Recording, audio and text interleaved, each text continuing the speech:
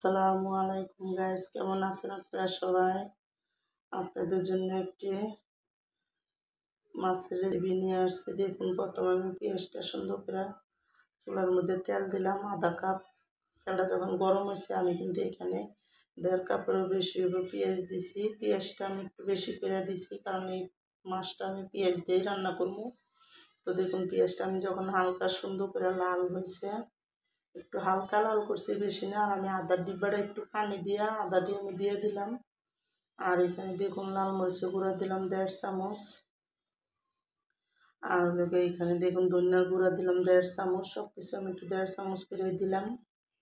আমার মাছটা অনেকটি। আর হলুদের গুঁড়া দিলাম আমি 1 চামচ বইরা দিয়ে কিন্তু এখন আমি দেখুন স্বাদ মতো লবণ দিয়ে দিলাম 1 চামচ। আর অল্প একটু দিয়ে কিন্তু মশলাটা ভালো করে পেঁয়াজ তেলের সাথে ভালো করে মিলাইতেছি। পেঁয়াজটার সাথে ভালো মতন মিলাইয়ে এখানে আমি দেখুন জিরার ফাঁকি দিয়ে দিলাম 1 চামচ। আর একটু আমি গরম মশলার ফাঁকি দিলাম, কারণ বড় মাছ তো আমি একটু মশলা দিয়ে রান্না করি। তো দেখুন, এখন মশলাটা দিয়ে আমি কিন্তু ওই ডিব্বাটা ধোয়া দিয়েই আর একটু পানি দিয়ে দিলাম এখানে, দিয়ে ভালো মতন মশলাটা কষায় নেব। মশলাটা যখন ভালো করে কষানো হয়ে যাব, আমি এখানে 3টা টমাটো কেটে দিয়ে দিলাম। টমাটোটা আমি একটু বড় বড় করে কেটে দিছি। আর টমাটোটা দিয়ে কিন্তু আমি এখানে দেখুন একটু পানি দিয়ে দিলাম, যাতে টমাটোটা পুড়ে না যায়। তো টমাটোটা ডাইটকে আমি একটু উনাম।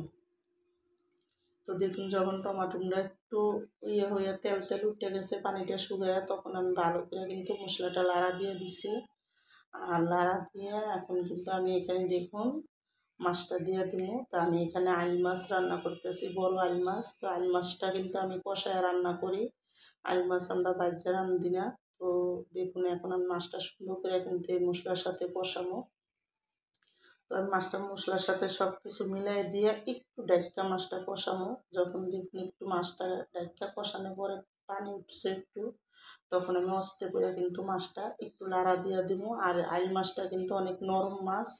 তো দেখুন, আমি এই বাড়িটা দিয়ে 1 বাটি পানি দিলাম। এই পানিটার থেকেই কিন্তু এই মাছটাও সিদ্ধ হইব।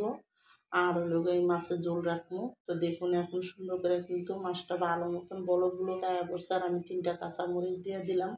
তো আমার এই আইল মাছের রেসিপিটা যাদের পছন্দ, তারা লাইক সাবস্ক্রাইব দিন প্লিজ। আমার ভিডিওটা আপনারা বেশি বেশি শেয়ার করে দিন আর সাবস্ক্রাইব করে দিন। তো দেখুন, এখন মাছটা হয়ে আসছে পরে আমি কিন্তু এখানে ধনেপাতা দিয়ে দিলাম, একটু বেশি করে ধনেপাতা দিলাম। দিয়ে কিন্তু এখানে আমি 1 চামচ জিরার ফাঁকিও দিয়ে দিলাম। দিয়ে মাছটা সুন্দর করে কিন্তু আমি অল্প করে লাড়া দিলাম। আমি বেশি জোরে লাড়া দিলে আমার মাছটা রান্নাটা এখন ক্লিয়ার হয়ে গেছে।